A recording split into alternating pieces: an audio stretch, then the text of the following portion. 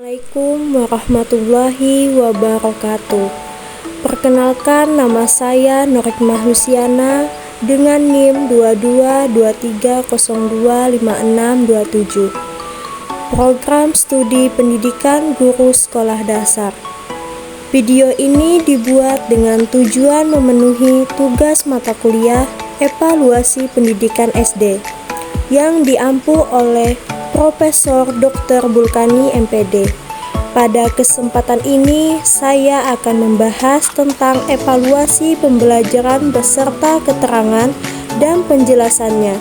Selamat menyaksikan. Materi yang pertama yaitu makna evaluasi pembelajaran.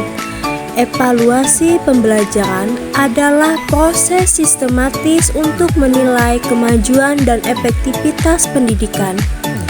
Ini mencakup pengukuran hasil belajar, penilaian metode pengajaran, dan umpan balik untuk perbaikan. Evaluasi berfungsi sebagai komponen dalam sistem pendidikan yang menilai pelaksanaan kurikulum keseluruhan. Evaluasi juga membantu guru memahami perkembangan siswa dan merencanakan langkah-langkah selanjutnya. Dengan demikian, evaluasi tidak hanya mengukur hasil, tetapi juga meningkatkan kualitas proses pembelajaran secara keseluruhan. Selanjutnya kita memasuki materi yang kedua yaitu fungsi evaluasi pembelajaran.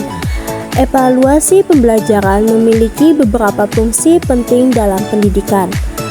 Yang pertama, fungsi penilaian. Evaluasi pembelajaran berfungsi untuk menilai capaian hasil pembelajaran. Dari hasil evaluasi terhadap program pembelajaran, kita dapat menilai tercapai tidaknya tujuan program pembelajaran yang dilaksanakan. Yang kedua, fungsi diagnostik. Mengidentifikasi kesulitan belajar siswa berdasarkan latar belakang psikologis dan lingkungan. Yang ketiga, fungsi penempatan. Evaluasi pembelajaran juga dapat berfungsi untuk menempatkan peserta didik pada posisi tertentu, baik posisinya jika dibandingkan dengan peserta didik lain maupun terhadap standar tertentu. Dan yang terakhir, fungsi motivasi. Evaluasi pembelajaran juga dapat berfungsi sebagai alat pemberi motivasi belajar. Hal ini didasari pada kenyataan bahwa peserta didik cenderung akan meningkatkan kesiapan belajarnya ketika akan dilakukan evaluasi belajar. Lanjut, materi yang ketiga yaitu manfaat evaluasi pembelajaran. Yang pertama, mengukur pencapaian tujuan, menilai sejauh mana tujuan pembelajaran tercapai, membantu guru dalam menilai efektivitas metode pembelajaran. Yang kedua, memberikan umpan balik, menyediakan informasi bagi siswa dan guru untuk memahami kekuatan dan kelemahan dalam proses belajar. Yang ketiga, memotivasi siswa. Umpan balik positif dapat meningkatkan motivasi siswa untuk belajar lebih giat. Keempat, identifikasi kebutuhan perbaikan, membantu guru dalam menyesuaikan strategi pengajaran dan kurikulum. Terakhir, pengembangan kurikulum. Data dari evaluasi dapat digunakan untuk mempengaruhi materi pembelajaran agar tetap relevan. Selanjutnya, kita memasuki materi yang keempat, jenis evaluasi pembelajaran. Yang pertama, formatif. Evaluasi formatif adalah evaluasi pembelajaran yang dilakukan untuk mengukur capaian sebagian materi pembelajaran yang telah diajarkan, baik untuk satu kali pertemuan, satu pokok bahasan, atau beberapa pokok bahasan. Kedua, sumatif. Evaluasi sumatif adalah evaluasi pembelajaran yang dilaksanakan setelah satu paket pembelajaran telah diberikan.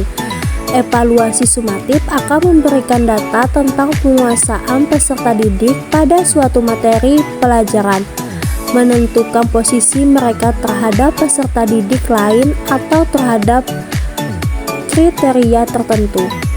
Kita memasuki materi yang kelima, yaitu prinsip-prinsip evaluasi pembelajaran. Yang pertama, komprehensif. Evaluasi pembelajaran yang baik haruslah merupakan evaluasi yang menyeluruh atau komprehensif, baik dari sisi aspek perilaku yang diukur, keterwakilan karakteristik objek yang diukur, maupun substansi materi yang dievaluasi. Kedua, kontinu. Evaluasi pembelajaran harus memenuhi asas kesinambungan atau kontinuitas hasil pembelajaran, umumnya berbentuk aspek-aspek psikologis yang bersifat laten, sehingga perkembangannya sangat dinamis. Yang ketiga, objektif.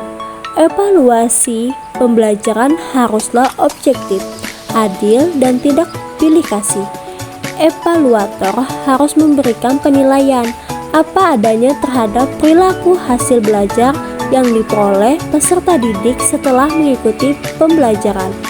Terakhir, akomodatif. Evaluasi pembelajaran juga harus memenuhi prinsip akomodatif. Artinya, evaluasi tersebut harus dirancang untuk dapat mengakomodir pengukuran terhadap semua karakteristik peserta didik yang bervariasi. Selanjutnya, kita masuk ke materi yang terakhir, yaitu tahapan evaluasi pembelajaran. Tahapan evaluasi pembelajaran ada 5, yaitu perencanaan. Setiap kegiatan harus dimulai dari perencanaan. Demikian pula halnya dengan evaluasi. Perencanaan yang baik sebelum melaksanakan evaluasi sangat berguna, mengarahkan proses dan hasil evaluasi ke arah yang benar, sehingga efektivitasnya dapat dijamin. Tahapan yang kedua, yaitu kualitas dan akurasi hasil evaluasi juga dipengaruhi oleh kelancaran pelaksanaan evaluasi. Itulah sebabnya evaluator harus merencanakan dengan matang pelaksanaan evaluasi. Faktor-faktor seperti karakteristik objek yang akan dievaluasi dan ketersediaan sarana dan prasarana merupakan faktor yang harus dipertimbangkan. Tahap yang ketiga yaitu pengolahan data. Setelah data hasil evaluasi terkumpul, maka evaluator harus melaksanakan hasil terhadap data tersebut. Jenis analisis tersebut harus direncanakan dari awal.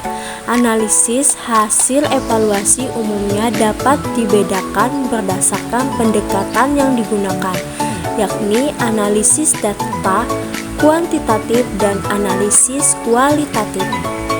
Tahapan yang keempat yaitu pemanfaatan sesuai fungsi dan manfaat. Evaluator harus merencanakan pemanfaatan hasil evaluasi. Pada saat merencanakan evaluasi, evaluator harus menetapkan untuk apa hasil evaluasi ini akan dimanfaatkan. Tahapan yang terakhir yaitu evaluasi. Yang dimaksud dengan tahapan evaluasi dalam hal ini adalah melakukan penilaian terhadap keberhasilan dari tahapan evaluasi yang dilakukan oleh evaluator. Kadangkala dapat terjadi ketidaksesuaian antara tujuan evaluasi dengan hasil evaluasi yang dicapai. Sekian dari saya. Wassalamualaikum warahmatullahi wabarakatuh.